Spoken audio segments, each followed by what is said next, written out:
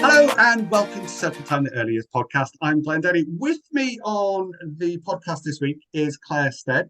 She is the creator and founder of the Oliiki app, an evidence-based app for parents and educators who spend time with their babies in the first 1,000 days of life. She's a primary teacher, education researcher, and e-learning specialist who now focuses on working with parents to help them spark adventures in their baby's learning journey through the tiny, playful moments from conception to the age of 2. Clare, welcome to Circle Time. Thank you for having me. It's been a while since I've had a circle time. It's always a pleasure. I know, my ironic circle time. So from primary teacher to babies. Now, there's a bit of a kind of an age gap between from your kind of past work experience to taking. How did you end up going, to the earlier days of a child's life? I'm actually trained in a random age range from 3 to 8, which means I crossed all the key stages and obviously did the nursery and not babies, but the nursery as well.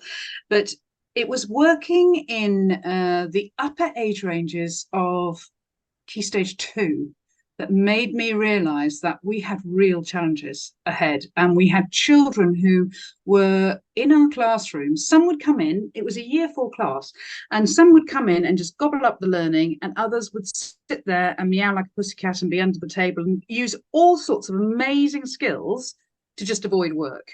And like the skill set was phenomenal and they were really good at it, but it wasn't what we wanted and it wasn't helping them learn. And it made me realize that there was what had happened to these children to make some children arrive and gobble up the learning and go, yes, please, thank you very much, I'll have a bit more, and others to do everything in their power to avoid the work. And then I also realized that those children who were avoiding the work felt underconfident, and that they're in the playground, their parents were standing alone, and they were the children who were not invited to the parties. They were the parents who didn't seem to have any friends. And that seemed to me to be wholly unjust. And then having watched those children go through into secondary, it didn't get better.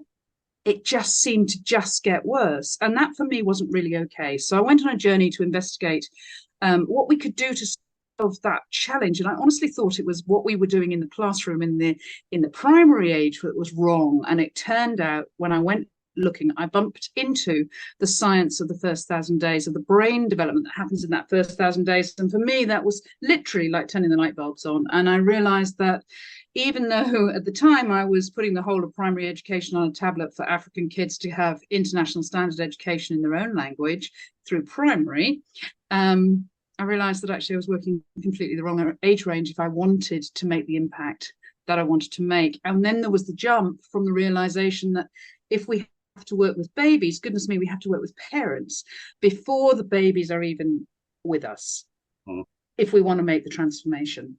And that's how I ended up working with the babies. Absolutely, yeah. It's interesting that, I mean, there's bits within what you were saying there, and it was like you kind of, your mind was focused in on like the age range that you've been working with, and I totally agree with you. It's that light bulb moment, isn't it? Yeah. That you go, actually, it's way before that. And I think sometimes as well, parents and practitioners think, well, they're just babies, they don't really know, but actually they're sucking up so much. They are sponges and they're bringing in so much, and we can give them more. And it's like maybe some people don't really fully understand that. Well, I think it's an under-explained area of time that I think one of the things that we as practitioners don't necessarily understand is that what we do in the baby room is is building the foundations for all the skill set that we'll later build on, and the breadth and depth is incredibly important. And that Harvard Center on the Developing Child, which is where the research came out of initially, talk about the first 1,000 days, which, by the way, for those of you who aren't sure of when that is, it's a random set of days, goes from the first day of conception right the way through until a baby is 2. They talk about it as building the foundations for a house. And if you have really strong, firm foundations, then the walls go on and then the roof goes on, but also the wiring goes on in the right place. And that by that wiring, they obviously mean the brain circuits and development. I'm really sorry, Harvard, but I want to talk about it as a pyramid. And the reason that I want to talk about it as a pyramid is because a pyramid has a really, really wide base that is all working together to support that top brick, that finished child brick that we're seeking, whatever the finished child is. And that all of those foundational bricks form the foundation of the next set of bricks. And each one of them needs to be roughly the same height. We can't go up in one area. So sometimes we have parents who arrive at nursery and say, my child can count to 100. Or they're brilliant at football. And actually what we find is that they might well be able to count to 100, but do they understand the 50ness of 50? No, they don't. They don't even have a concept of the oneness of one. And there is literally no point in giving our children these skills, and inverted commas, without giving them the foundational elements on which the foundations on which to sit the learning that we're teaching them, or that they will gain through the skills that we give them through the play for development that we provide them with. And with a pyramid, you can't go very high in one area without the surrounding bricks to support it. Whereas in a house, you actually can go quite high with your wall without the surrounding bricks before it falls down. So that's why I like to think of it as a pyramid of, and that's such a wide base, that we do need our children to be moving. We need them to run and jump and play.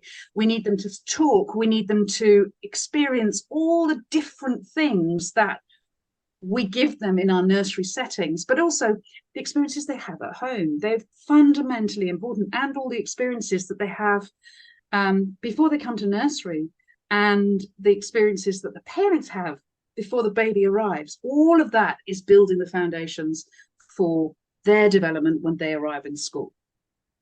That makes. I'm one of these people. I'm a very, very much a visual learner, and you're explaining it to me in like the Harvard method. I get, and like the wiring and everything else. And as soon as you said about wiring, I immediately thought brains, neuroscience. Yeah, that's where my head went with that. But actually, when you were discussing there the pyramid, that made much more sense, because if you don't get that base the right size and firmly down, you can't do the next level. And then if you don't get that right, you can't get the next level, and like so on and so on. That pyramid will collapse so easily. Yeah. And if we then let's do that translation, because it's very easy to have a picture, but let's do that translation into what does that mean for our baby in the nursery? Mm-hmm. What does that mean for our toddler today? And that's the bit that we need to get to. And that is when we're doing our preparation and our planning and our thinking about what play are we going to do?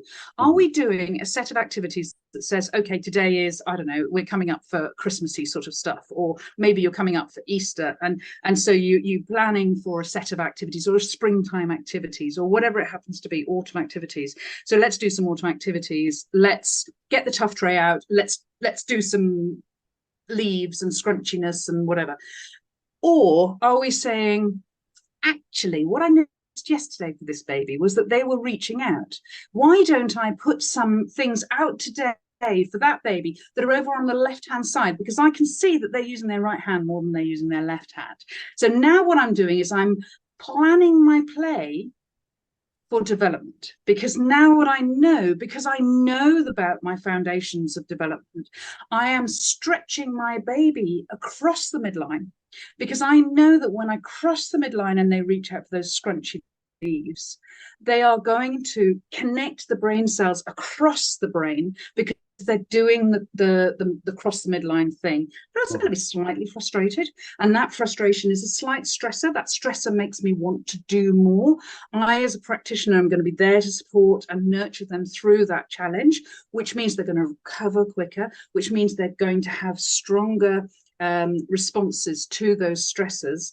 But also I'm going to give them amazing language, crunchy language, while I'm going through there, because I know that this is what this baby's brain is currently working on, and that will help them. But also, if we do this while they're lying on the tummy, goodness me, we're going to give them a whole heap of tummy time, and tummy time is brilliant for all the postural development that we know and all those sorts of things that will later help them with their running and jumping and playing, and but also sitting at a desk and being able to use two eyes to see the blackboard, because they can hold their head upright. Now, if they're using two eyes, they can see better, and they can use two ears, they can hear it quicker and better, and they will be able to then interpret what they see and hear better, because they were able to be strong enough to hold their heads up, because we did this tummy time, because we did the stretching over for the scrunchy crunchy leaves, because yesterday we saw they were reaching. Do you see where I'm going? It's that foundation that leads to the top of that pyramid. All that joining those dots, wasn't it? I mean, absolutely. That whole activity that you spoke of there. I mean, I'm a big believer that, you don't just plan one massive activity, because each child is individual, each child is in a different place, and it's about that individual child. And for you, when you were talking about that activity there, I could literally see that, okay, the practitioner has seen that child, they know that this is the development that they need, but then they're doing that, but then that leads on to this, and it's like, again, it's back to that whole visual thing of the pyramid. It's like one leads to the other, build and build and build and build. And it's fascinating to hear that, by that one small activity, actually what you're doing is you're then building the next layer by doing that. They need to reach to one side of them to do something, but then you're adding something to it. So it's not just a case of I'm making them reach and I'm just going to make this baby upset. No, it's actually, yes, that stress is going to push them on a little bit, and yes, they do need a little bit of that, because without it, there's no determination. If a baby just gets everything done for them, if we don't give them that opportunity to do for themselves, then they're just going to get everything done for them, and there's no learning. That foundation isn't firm enough. Absolutely. And remember that the brain development happens at optimal times. So what we've got in the very early days, it's all about nurture, it's about attachment, it's about attunement, it's about visual development, the auditory development, and then as they get older, they're developing into their peer and social relationships, and their problem solving and their creativity and their imagination. But we have to give them, particularly with language, we have to give them the right. Babies are born experience expectant, but also experience dependent. So they need experience. They're expecting to get experiences, and those experiences grow their brains. But they need those experiences in order to be able to grow those brains, and they need us to give those opportunities of experiences. And if we don't give them at the right time, if we don't give them at the optimal time, then they can't develop their brain foundations as firmly as they can. Now, it's always important to say that it's never too late. But there is periods of time when the brain is really ripe and ready for learning and for setting these amazing foundations. And what we know is that children who set firm foundations in the early stages do better than babies that don't. We know that babies' development at 22 months old predicts their academic outcomes at 26 years. And that's a huge statistic. But we also know that children who arrived, and this is a study done a while ago, that children arrived at reception 4.3 months behind their peers, and they were on free school lunch, persistent free school lunches. By the time they were at secondary school in 16, they were something like 29.3 months behind their peers. So that means that you're taking your GCSE level 2 years before you're actually ready to do it. So what does that then mean happens for your life outcomes and your trajectory, which is why going back to those 22 months old is so important. So if we roll that back again, what we need to make sure is that we're supporting these foundations fundamentally from the beginning. And how do we do that? Well, we're the first professionals who are consistent in a parent and baby's life.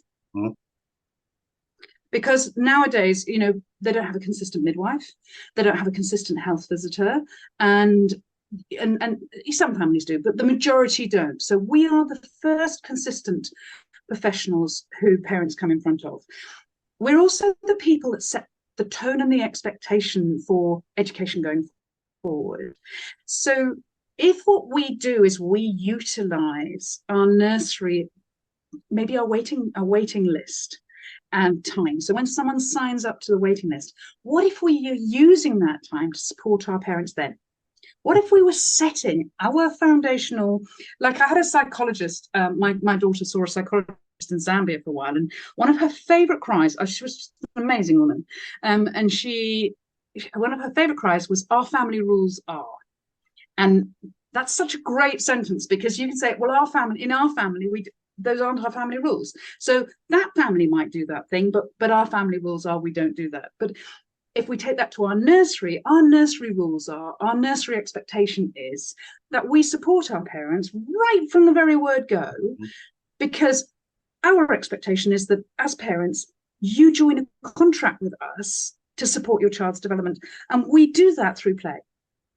And we're going to support you to be able to do that, because we're going to teach you and support you to understand what those tiny playful moments actually give your baby, which, by the way, is going to make you as a parent feel blooming amazing. And because you suddenly realize that you're not just, like I was doing a talk yesterday about one of these shakers with pasta, and this one's got sparkly bits in as well to capture the eye as well. Now, if you're a parent and you've got a piece of pasta or some pasta in a jar and you're rolling across the floor, that's a fairly mundane and boring experience.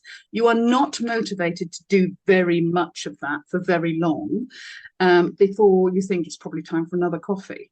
But if then you understood the impact of doing this on the child's development, that you were giving them, if you were doing tummy time, you were giving them that postural experience. You were, because it's got sparkly lights on, you're developing you're catching their eye, and then they're beginning to do the tracking of reading and writing. And because it's got noises, it's going to develop their hearing, but also the positional hearing. And because it's going to roll away, they're going to do their depth perception, which is going to help them when they look for the blackboard and back down to their books. Suddenly, I'm a whole lot more motivated as a parent to do this activity, but also as a practitioner, because now it becomes so much more meaningful, because now I understand what the baby gains from it. Yeah, you were talking there, and for me as well, that like I was thinking so much emphasis, particularly from government funding and things like that. And yes, it's my political moment. Let me just get on my soapbox. Go for it. There's so much emphasis put on the ages of 3 to 5 that actually babies have forgotten about, and that really the most critical point. Shouldn't then the funding start from right from the minute they enter this world and go to nursery, and like all that funding and all that input? And you're right about things like midwives and health visitors. I mean, health visitors, like, I'm not criticizing in the slightest, I'm not criticizing midwives in the slightest. They've got a tough job as well. They've got so much being dumped on them, not enough funding, not enough of the people to go around to do the job. But yeah, it's inconsistent. And like you say, like when they come to nursery, that's a consistent piece in their life. And again, there's not always the funding available for training practitioners with babies. I mean, I've been lucky that I'm old enough to have actually worked with babies for a long time, that I've actually looked into it and I've read it and I've got experience in it. But it is tricky that, you know, we're trying to support parents, and actually, do we understand ourselves as well? Like the importance of, like you said, you held up that shaker there, and I'm like, I knew what you were going to say, because I looked at it and went, yeah, that's sound, that's visual, that's the rolling, it's the texture, it's the moving, all that going on. But there isn't always that support there for parents, because do practitioners get the support they need to support the parents for it as well? It's a tricky one. It's absolutely. And I think one of the things that's it's really easy for us to say, oh, I just work in the baby room, and there isn't the funding. It's expensive because it's this, you need to have so many bodies in a baby room. So naturally we put our cheapest resource in the baby room because we need so many of them. And that's completely natural in the majority of cases, though obviously some baby rooms don't do that. But are we training our staff to be able to understand in detail that baby development. Because if we're not, then we plan for play that's activity based. We don't plan for play that is development based. And nappy changing can be quite literally game changing and brain building if you know how to do it. Otherwise, it's a functional activity, and there's a shed load of babies in a nursery. So get this one in, get the next one in, get the next one in. Oh, now it's time for sleeping. So right, feed these ones, off we go. And it becomes, particularly in the baby room, a series of jobs to be achieved in a day, rather than just 10 minutes of really focused play for development can move a baby at this stage, because they've got a million synapses a second being created at this period of time. That is, so the synapses are the babies are born with their brains developed. They've got all the neurons that they're going to have inside, but those neurons aren't wired up and joined up, and it's the experiences that we give them that join up the neurons with, which are with sort of electrical circuits, which is these synapses.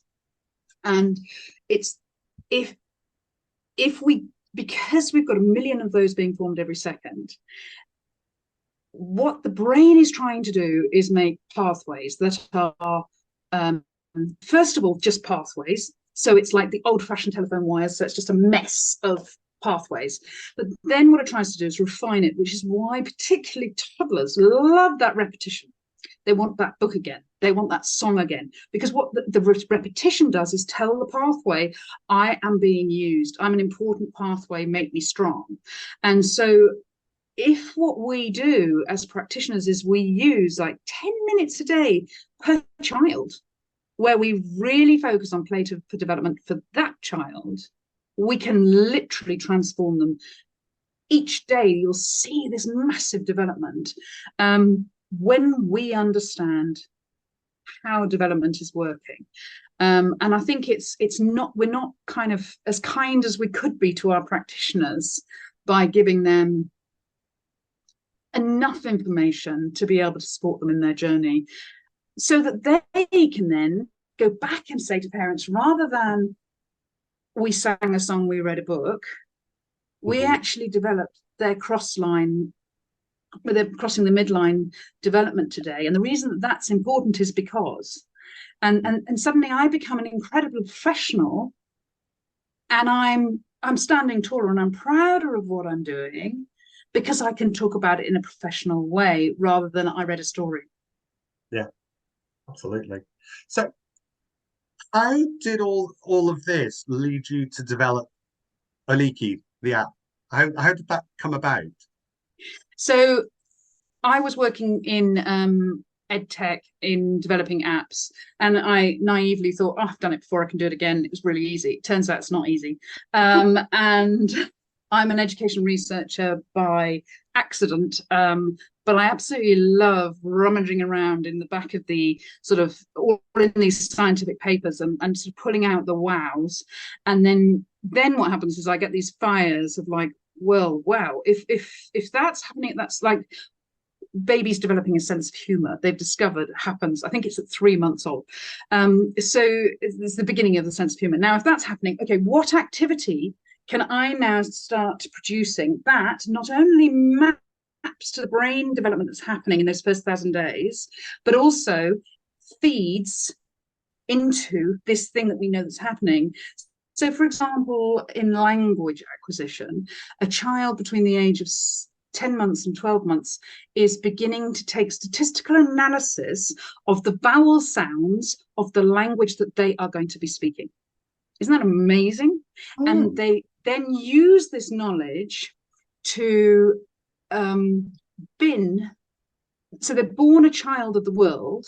They can hear all of the sounds of all of the languages. Then they take the statistical analysis between 10 months and 12 months, and then they bin the ones that they haven't heard. So that's why we can't, as adults, hear certain sounds in certain languages at all, because we aren't tuned into that. And the reason that happens is because they are refining down their ability to hear a B in Birmingham and the B in England. and understand that bath and bath are the same thing, because we can say they're being more generalist about their understanding of the sound of B, the sound of bath and bath. And so then we understand that, oh, this thing is in this language, this word, this sound. Now I'm a bit lost. Oh, so yes, sorry, I got lost in my train of thought. So the reason that I got into building the app was I wanted to provide something for parents. I think it's just not fair when we go for a new job. Somebody says to us, okay, here's the coffee, here's the loo, this is how we save our files, this is what we do here, and by the way, tomorrow is Wear Orange Day. But when we become a parent, they say, oh, well done, bye. And there's nothing there to help us support the development of our children. And so knowing that that play was the language of childhood development, and knowing that I understood how children developed and how to use play in order to be able to develop children, and knowing that being a parent and playing cars can get a little samey after a while, for me, it was really important that I understood the science behind what I was doing and why I was doing it, and understanding what my child gains from it. And then I realized that also what I had developed wasn't just great for parents, it was great for practitioners too, because it was upskilling our practitioners to have a really in-depth understanding of these tiny playful moments. It's only one tiny playful moment a day, and therefore you get a chance to not only look at the activity, which is always incredibly simple, it might be picking up sticks, you know, it really is, because for baby, simple is never simple, it's brain building, and remember, we need those foundations.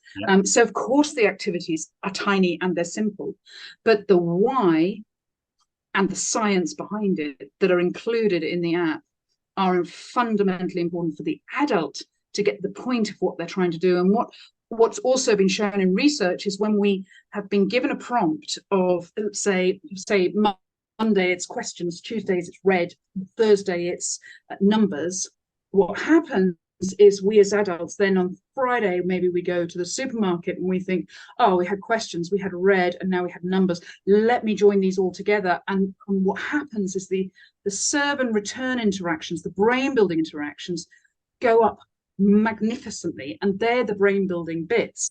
So by telling a parent, sharing with a parent the activities focus, we up the level of serve and return elements, which means that we obviously build brains better.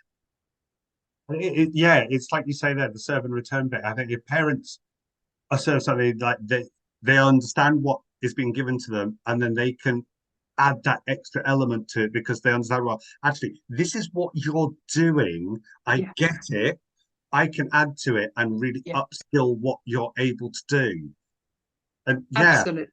And it just empowers me as a parent.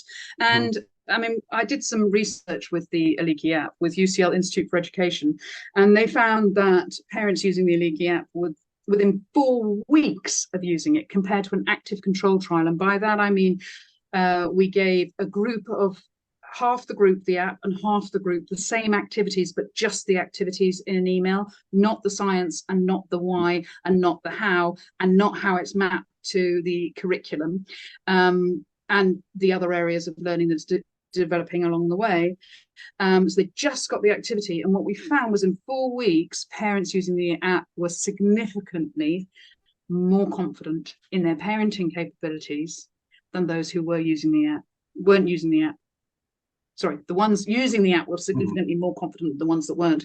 And then when we gave them both the app, they upskilled again, and they all were significantly more confident in their parenting. So, and what we know is when we have this confidence in my parenting, it's called parental self-efficacy. When I have high parental self-efficacy, I have low postnatal depression.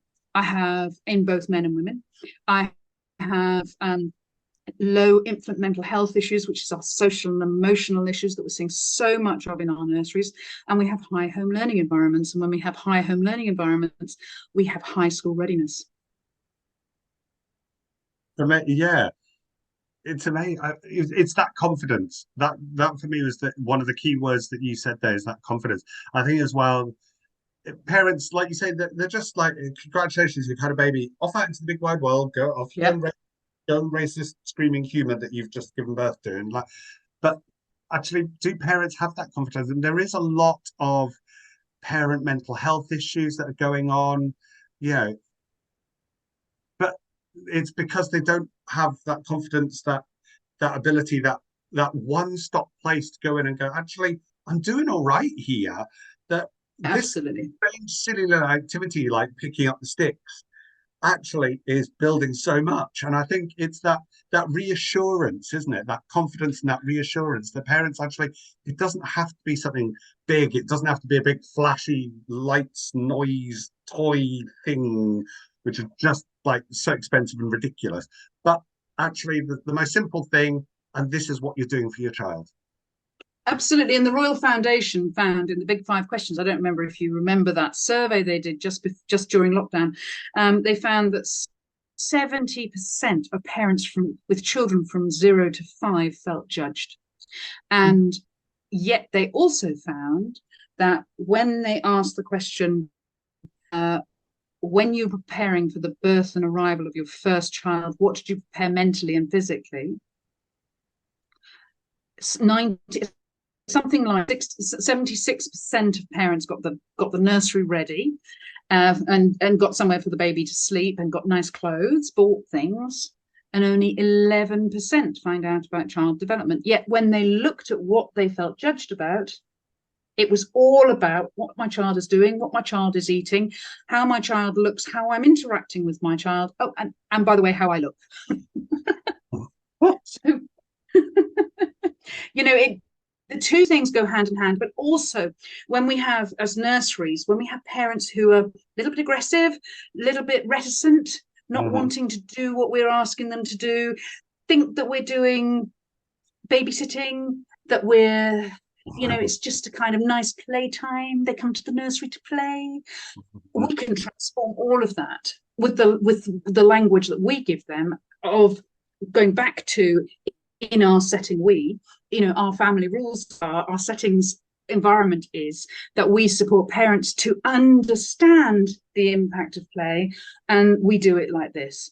And we do it by encouraging you once a month to send us photos of the play that you're doing.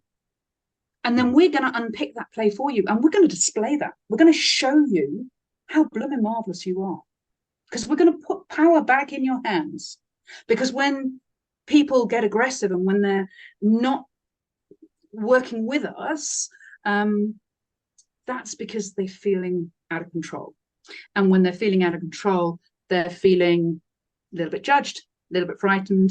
And what I'm trying to do is bring back, take away that judgment. Because if we start from conception, when people are pregnant, there is no judgment because there is no baby yet in the world. So they aren't doing it wrong.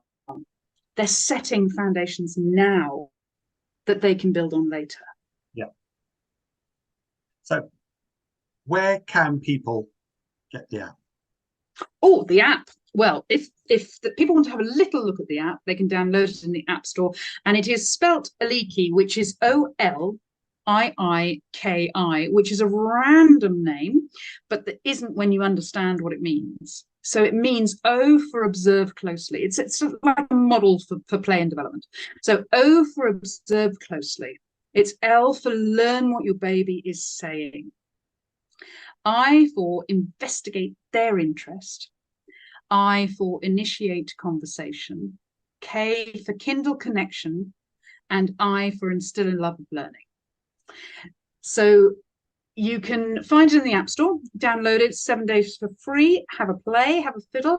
If you are interested in getting it for your nursery to share with your parents, then you can get in touch with me either via my website, which is oliikiapp.com or oliiki.com, or you can email me at clare@oliiki.com, and I'm Clare without an I, or you can just send me a DM on any one of the socials. I'm kind of everywhere, but just don't do it on Twitter, because I promise you I will not find it for many months.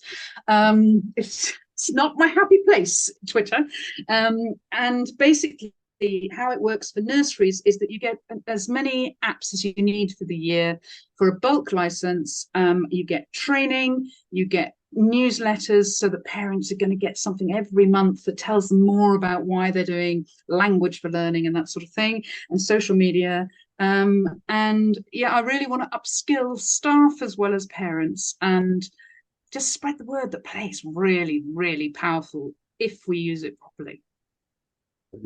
Claire, thank you so much for coming to join us on Circle Time. It's been an absolute pleasure to have you. Glenn, thanks for having me, and thank you everybody for listening.